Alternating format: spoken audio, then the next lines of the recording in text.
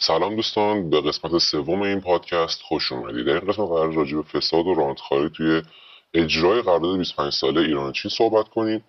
در خدمت آقای مهران غفورنژاد هستیم، متخصص حقوق بین الملل، که با ما باشن و بتونن راحت تر از بخش های خیلی ناخوشایند این قرارداد برامون صحبت کنن و بتونیم ازشون سوال بهتری بپرسیم. آقای غفورنژاد خوش اومدید به پادکست ما. برای سوال اول ما تا اینجا بگم که گفتیم که اوکی این قرارداد چجوری به وجود اومد، از کجا زمینه‌هاش فراهم شد، چه نیازهایی رو از ما برطرف می‌کرد و چجوری ما تو چه زمینه‌ها هم 5 زمینه اصلی که همکاری داشتیم. بحث اقتصادی بود، بحث تجارت بود، بحث فناوری اطلاعات بود، بحث فرهنگی بود و بحث امنیتی رو به دوستان شنونده بینندمون گفتیم. در ادامهش اومدیم که حالا راجع به موضوعات این قرارداد مفاد به مفاد بخش به بخش براشون توضیح دادیم با مهمان قبلی و حالا از شما میخوام که بیشتر راجع به بحثای نظارتی، بحثای قابلیت سوء استفاده از این قرارداد، قابلیت‌های دیگه این قرارداد برامون صحبت کنید. اگه موافق باشید که بریم سراغ سوال اول. لطفاً. ممنون از شما. به نظر شما آیا نشانه‌هایی از فساد و رانت‌خواری در این قرارداد اصلا وجود داره؟ ببینید، به خاطر اینکه خیلی معتقدن، به خاطر اینکه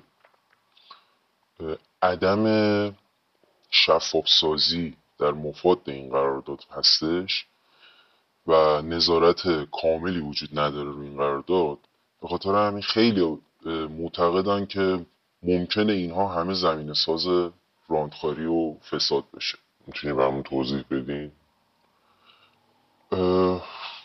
مثال بخوام براتون بزنم، شما فرض کن که یه کسب و کاری خودتون دارید. مثلا یک مغازه‌ای دارید. هیچ سازمانی، هیچ ناظری وجود نداره که به شما نظارتی داشته باشه.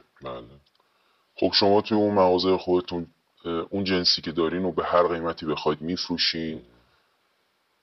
تاریخ انقضا، تاریخ تولیدش اصلا مهم نیستش براتون.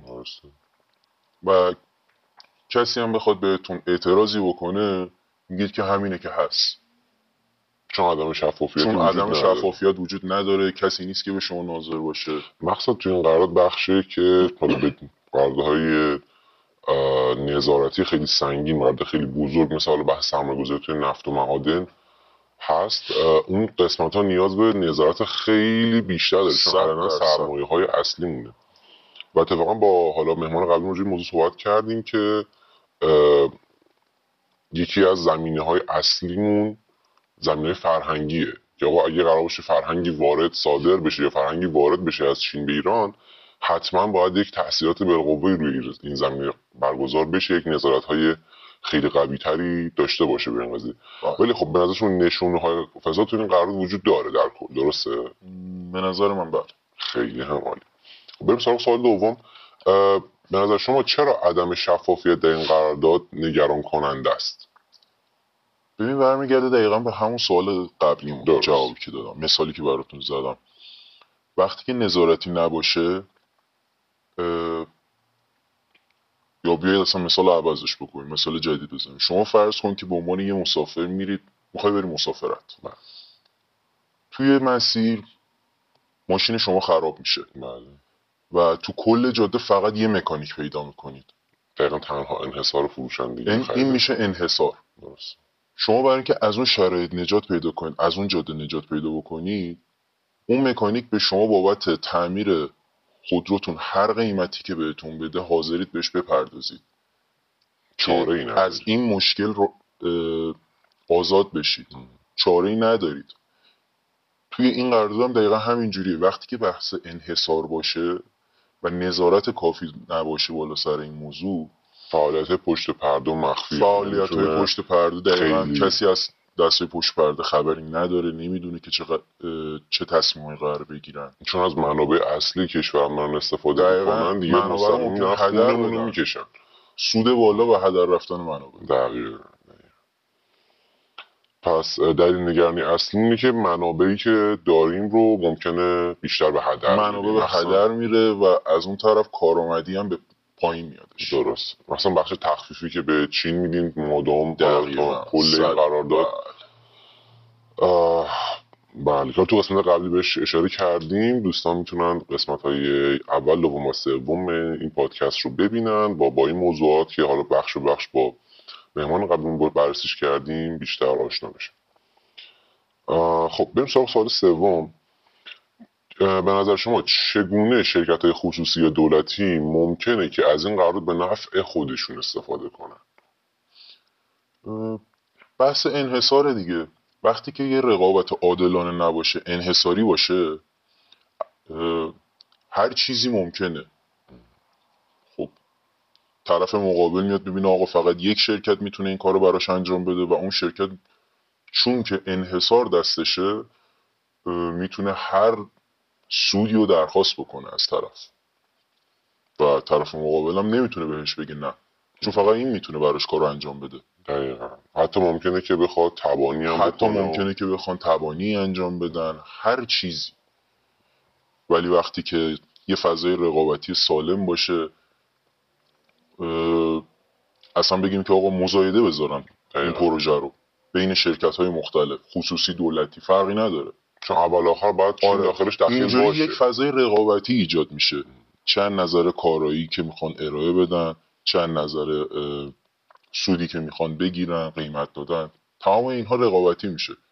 خب اینجوری خیلی واسطه بهتری داره.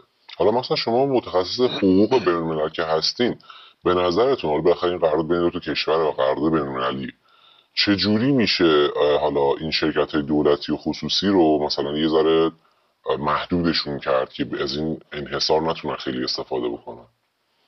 حالا مزایده یه مدل دیگه، چه مدلی میتونه استفاده کنه؟ نظارت که بالا سر کار باشه، کدوم ارگان میتونیم بگیم نظارت بکنه؟ به نظر من برای این کار باید یه ارگان مستقل ایجاد بشه. درست. یه ارگان مستقلی ایجاد بشه که آقا کارش فقط بگیم که این ارگان فقط برای نظارت به پروژه های دولتی هستش یا پروژه های اینچنینی بین دو تا چون کشور. بحثمون فقط تو این قرار داده فقط نظارت کنه، نظارت بکنه که آقا مثلا کار تا کجا پیش رفته، چقدر پیش رفته، بابت هر مرحله چقدر هزینه دریافت شده، چقدر هزینه پرداخت شده، و از طرفی هم این اطلاعات به صورت عمومی منتشر بشه. یکی از ضعف‌های خیلی بارزی که وجود داره تو همین بحث که این قرارداد تو دوران کرونا، حالا تو قسمت قبلش پرداختیم، دوستانی که میخوان اطلاعات بیشتری بگیرن میتونن قسمت قبل رو ببینن، اما خیلی خلاصه میگم که تو کرونا بسته شد، تو اوج کرونا اسفند 99 بسته شد و خیلی ساکت، یعنی قرارداد 25 ساله خب یه قرارداد خیلی بزرگیه و خیلی در سکوت خیلی مطلق بسته شد و هیچ کم دیگه پیگیرش نشد. بعدش هم که حالا اتفاقا پیش اومد، کلا ذهنها منحرف شد. ولی این قرارداد یک حرکت بیزینسی بوده که به نفع کل کشور بوده، به نفع خودمون بوده، اما بدون نظارت درست میتونه به ضرر ما تمام بشه. کاملا میتونه به ضرر ما خیلی عامیانه توی این پادکست صحبت میکنیم و دقیقا مثل شما در یه پروژه‌ای باشه که هیچ کس روش نظارت نداشته باشه، مثل یه فروشگاهی میمونه که هر چی رو بخواد به هر قیمتی که بخواد به هر جوری که بخواد میتونه ارائهش بده. حالا یه چارچوبی براش میذارن، بالاخره کسی هم دیگه خارج از اون چارچوب نمیاد خرید کنه. بله. اما باز همین انحصاره، باز هم ولی انحصار داخله خیلی باشه. ممنون. بریم سراغ سوال چهارم. آیا ساختار این قرارداد به فساد اداری به نظر شما کمکی میکنه یا دامن میزنه بهش؟ چجوری مثلا با ساختار فساد اداری که داریم میدونیم دیگه یه سری کاغذبازی، یه سری امضاها و یه سری مقامات که حالا ما اصلا کاری نداریم، ما اصلا بحث فرسون چینی ها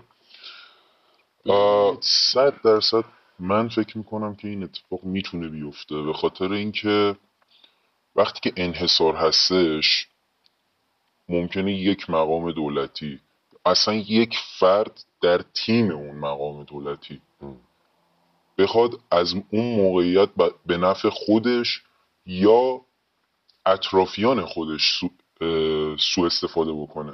درست. نه اصلا فقط از طرف ما، حتی از جانب طرف مقابل. یه نفر از طرف مقابل توی اون تیم چینیا، آره، داخل چین قدرتشو داشته، پروژه رو قدرتشو انحصاری داره، برداشته. پروژه رو انحصاری کرده، میاد اون وقت میگه دیگه آقا نمیذاره خود مثلا آره، نیروهای ایرانی اونجا کار کنن، نمیذاره نیروی ایرانی کار بکنه، میاد میگه آقا نیروی چینی باید باشه و اون نیروی چینی میتونه آقا هر کسیش باشه، اصلا مثلا فامیلاشو بیاره، پسر خالاشو حتی برداره این به بیاره برای کار. ضرر یه جور دیگه هم به ضرر ما میشه که این قضیه اون وقت ما دیگه مثلا به مثال میگم ما دیگه کارو یاد نمیگیریم، ما کارو و یاد دیگه نمیگیریم، نمیتونیم منابع نگهداریش هدر بکنیم. میره، نگهداریش سخت میشه، سلب اعتماد میشه، جنبه نظارت مثل اعتماد همیشه که عمومی داریم از میگیم بین نیست. میره، چون نظارتی بالا سر کار نیستش. دقیقاً. خب بریم سوال بعدی برای رانتخاری.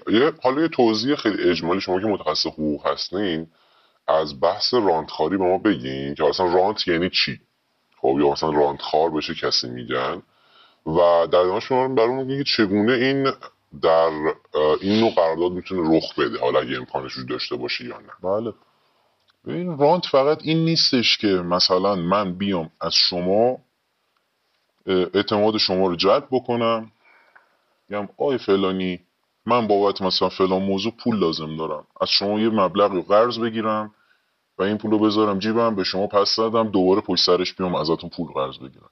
فقط تو این بحث نیست. این رانتخاری یعنی بهره برداری از منابع یا یک فرصت بدون ایجاد ارزش واقعی. چطور میتونی این که تعریف کنی؟ کلی هستش. درست. حالا ما بخوایم یه مثال عامیانه هم بزنیم که بینندگان پادکستتون هم کاملا متوجه بشن. فرض بگیریم که یک پروژه‌ای هستش، مثلا یک ساختمونی رو ما میخوایم بسازیم. ما میایم با استفاده از انحصار اینو به یک قیمتی، حالا چه بالا چه پایین، فقط به یک شرکت خاص میدیم یا به یه فرد خاص اینو میدیم. درست. خب اوکی، ما فرصتش رو ایجاد کردیم، کار داره پیش میره جلو، ولی اون ارزش واقعی اون کار خروجی نمیاد، خروجی این به نداریم اندازه‌ای ازش، که باید به خروجی بده اندازه نداده. دقیقا به اندازه‌ای که باید خروجی نداره اون کار. آه. خب حالا چجوری میتونیم توی این قرارداد مثلا تطبیقش بدیم؟ مثلا امکان رانتخاری توی این قرارداد وجود داره؟ 100% وقتی که خب نظارت کافی وجود نداشته باشه، همه چیز انحصار باشه، خب معلومه من نوعی توی این قرارداد دخیلم، میدونم که آقا این کار فقط مثلا دست منه، من هر مدلی که دلم بخواد کارو انجام میدم، با هر کیفیت رو فردی که کم دلم کنه. بخواد انجام میدم، با هر کیفیتی که دلم بخواد انجام میدم، چون کسی نیستش که من نظارتی داشته باشه، رقابتی هم وجود نداره با کس دیگه. بدتر از همه که منابع هم تو همونجا داره مصرف میشه، منابع یه کار مصرف میشه، منابع داره هدر میره، مصرف نمیشه، داره هدر از بین میره منابع بدون هیچ خروجی خوب. درست. خب بریم سراغ سوال بعدی. ای غفار نژاد، چرا عدم نظارت کافی بر روند اجرای این قرارداد میتونه نگران کننده باشه؟ این تبعاتش رو تا الان گفتیم که آقا مثلا همین اتفاقاتی که قراره بیفته، همین فساد و رانت و اینا به خاطر عدم نظارت کافیه. خب اما روی روند اجرایی این قرارداد چجوری میتونه تاثیر بذاره؟ ببینید منافع تو اول از همه در مرحله اول منافع رو هدر میده. منافع مالی، خیلی از منافع مالی طرفین هدر میره این وسط وقتی که نظارت کافی وجود نداشته باشه. در مرحله دوم اعتمادها سلب میشه. درست. خب اینا